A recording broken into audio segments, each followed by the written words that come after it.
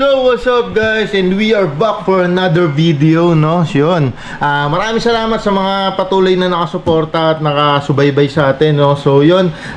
Sa mga nakasubscribe sa atin, please hit the notification bell para lagi kayong updated sa mga latest uploads natin, no? Sa mga latest videos natin, no? So, yun. Thank you so much. Yung mga hindi pa nakasubscribe, subscribe na kayo. Pwede nyo rin kami i-follow sa Facebook namin, which is Savage Airsoft PH, no? So, yun. For today's video, syempre, kitang-kita naman, i-feature natin or i-unbox natin si Wii Glock 34, no, na block, no. So yun, check natin yung actual unit, no. At the same time, syempre, check din natin yung actual FPS nya, no. So inside the box, merong owner's manual. So yun, syempre, magazine. Ngayon, para saan ba to? Ito, dami nagtatanong dito, no.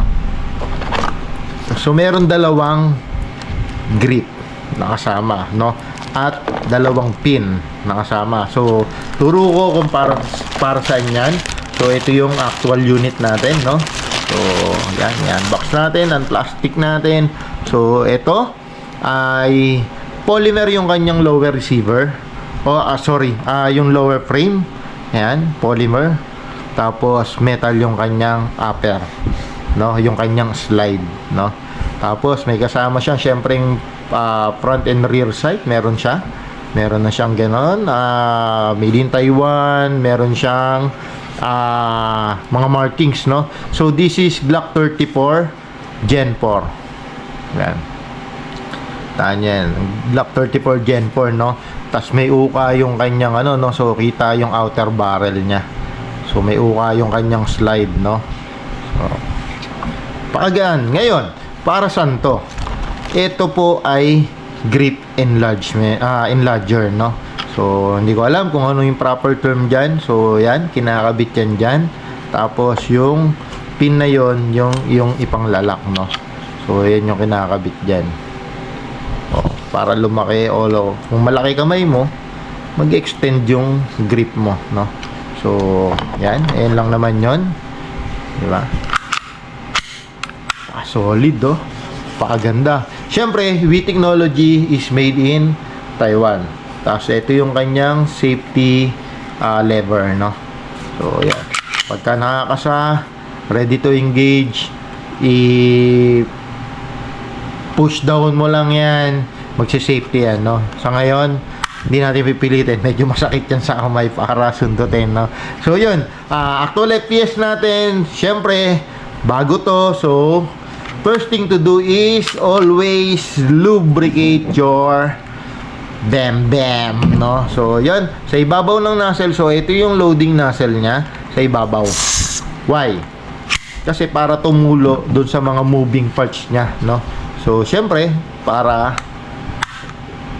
iwas pusoy o para safe tayo, kailangan lagi yung naka-pre na trigger, no. So ito yung kanyang magazine. So I think this is 25 to 28 rounder, no, na dual stock magazine. Ayan, Glock magazine. Ito yung gas route natin, kailangan lagi yung basa. So sprayan natin, at the same time sprayan din natin tong output valve and syempre yung inner valve.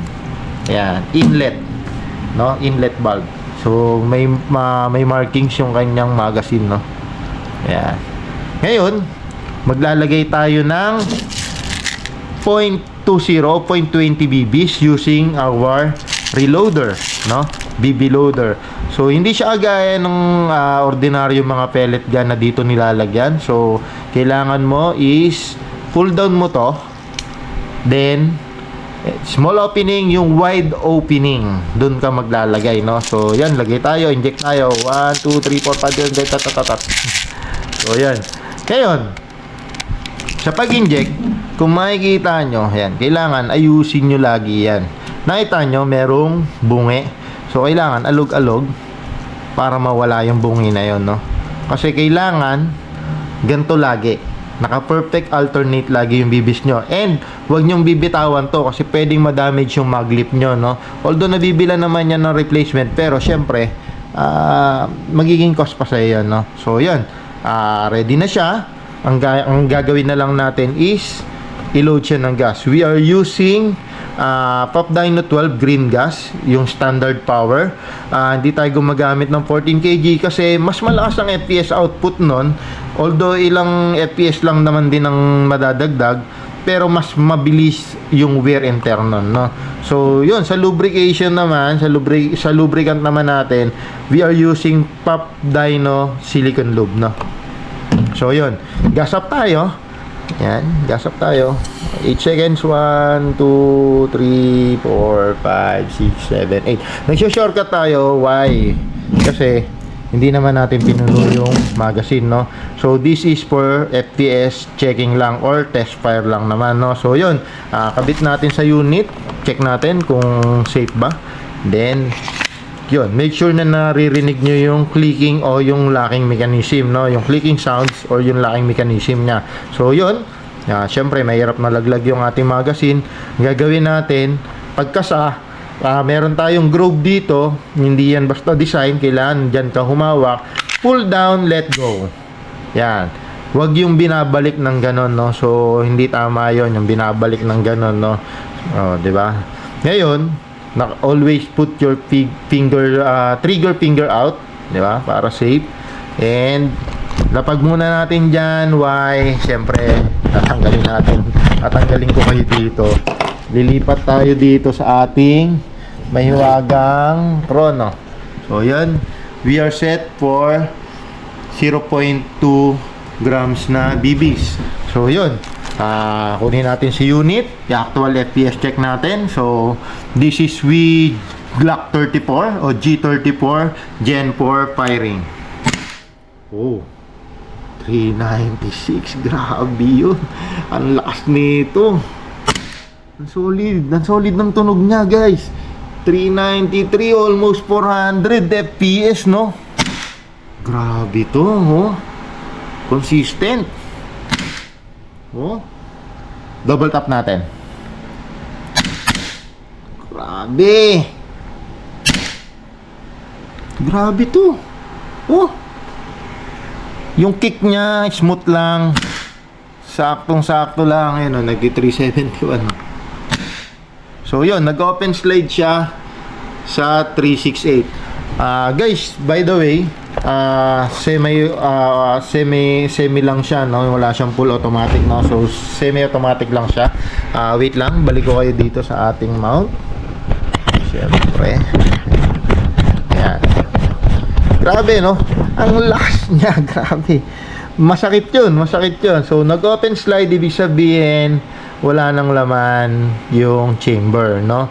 Wala nang laman yung magazine. So, parang tunay na barrel. All you need to do is, first thing to do is remove the magazine. Siyempre. And, slide down, trigger or hammer down, no? Para safety siya, no? So, yun. Guys, ang lakas. Sobrang lakas niya. Grabe to. Hindi, alam mo yun, power to power. Ang lakas talaga, eh, no?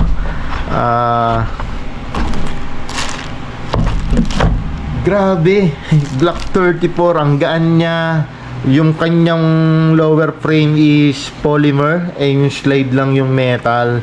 And syempre, yung outer barrel and everything is metal, no?